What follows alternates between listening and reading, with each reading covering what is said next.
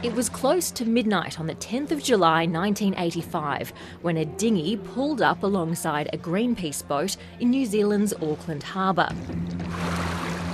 Two spies were carrying out an act of sabotage, months in the making. Their methods were the methods of the French combat diving school, and their weapons were limpet mines. The blasts ripped a hole through the Rainbow Warrior's engine room.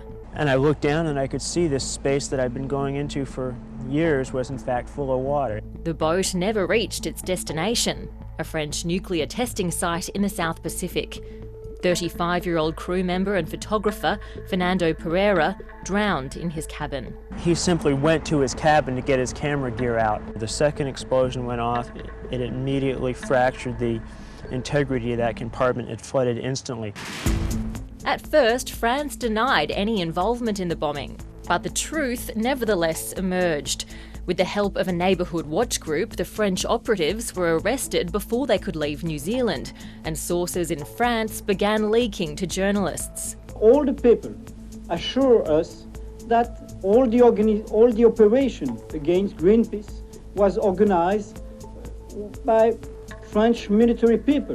One DGSE source has said the way these clowns did it, all we needed to do was leave a baguette, a loaf of French bread, a beret basque, and a litre of red wine to sign this thing. The affair is now being described as the French Watergate. An outraged New Zealand Prime Minister, David Lange, described it as a sordid act of international state-backed terrorism. France owes New Zealand an apology right now, with no further proof of anything.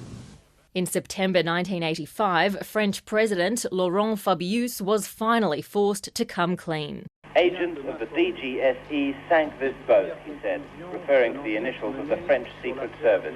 They were acting on orders. Heads are going to fall, that is a certainty. We do not know yet whose head. Will it be the head of the DGSE? Will it be the Minister of Defence? It was both. The Defence Minister resigned and the head of the Secret Service was fired. Lange got his apology and Greenpeace was paid just over $8 million in damages, money it used to launch the second iteration of the Rainbow Warrior 4 years after the first went down. The Greenpeace vessel remains a symbol of peaceful resistance and a reminder of a pivotal moment in the campaign against nuclear weapons testing. Ruby Cornish, ABC News. Let's speak live to Greenpeace Programme Director Niamh O'Flynn, who's on the new Rainbow Warrior in Auckland, where there was a ceremony to mark the 40th anniversary this morning. Niamh, thanks for joining us on ABC News. How did that ceremony go? Good morning. It was a beautiful ceremony this morning. Greenpeace Aotearoa and Greenpeace International were joined by the local tribe here, Ngāti Whātua Ōrākei, in commemoration of the bombing of the original Warrior and the loss of Fernando Pereira, our photographer. We had crew who were on the vessel at the time.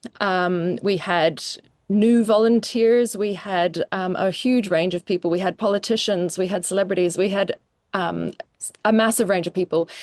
And it really shows for me just how much the bombing of the Warrior meant to the whole of Aotearoa, not just Greenpeace. It was really, trying to sink a movement when the French bombed our boat. Yeah, it was obviously a tragic event, but a seminal moment in the global environmental movement. How do you reflect on that and what's changed in the 4 decades since?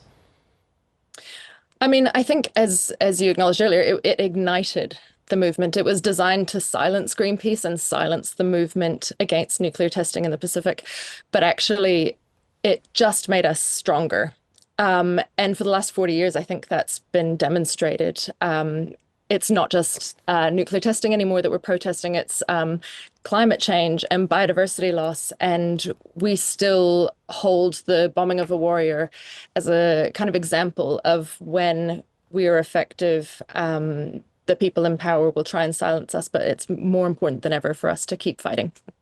Do you think the tactics that Greenpeace use have changed, needed to change, or is that sort of confrontational approach, as you say, still needed?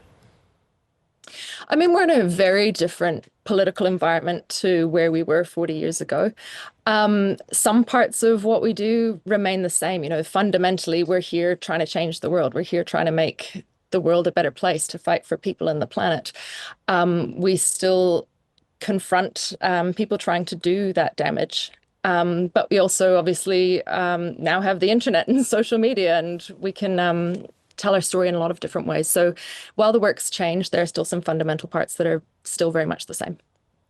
And how do you balance sort of attracting attention to the cause versus keeping people safe? Because, you know, we don't want ships bombed and people dying. No, absolutely. I think we are very good at keeping our own people safe.